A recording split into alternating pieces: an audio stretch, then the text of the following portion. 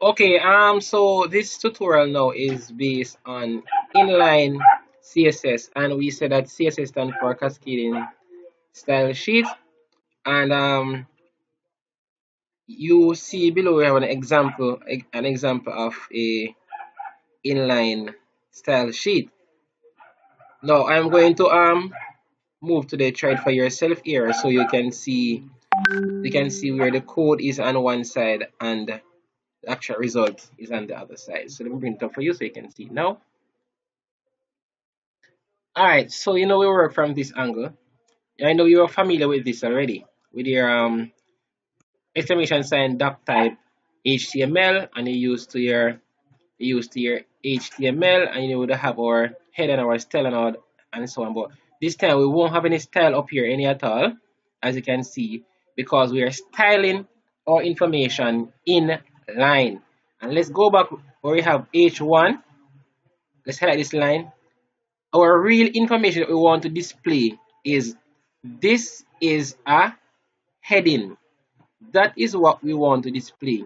But the question is, when styling come into play, how do we want it to look?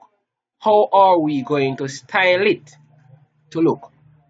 So, if you look at this section right here now, you're seeing the word style, and it is in line with the information that we want to show.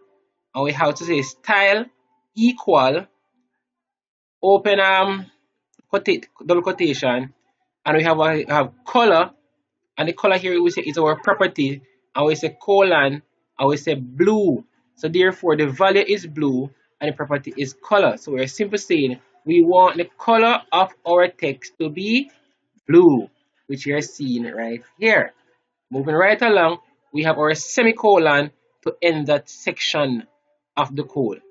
Next, we have our next property, which is text hyphen align, and center is the value, and we're saying that we want our text to be aligned to the center of the page.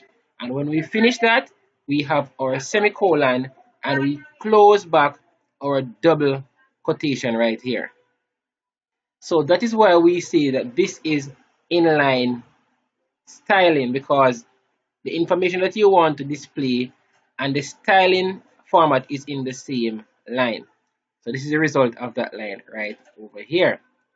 Next, we have P, which is our paragraph, and we are saying that we want the information, this is a paragraph, to be displayed.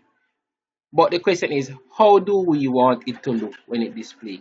How are we going to style it to look when it displays?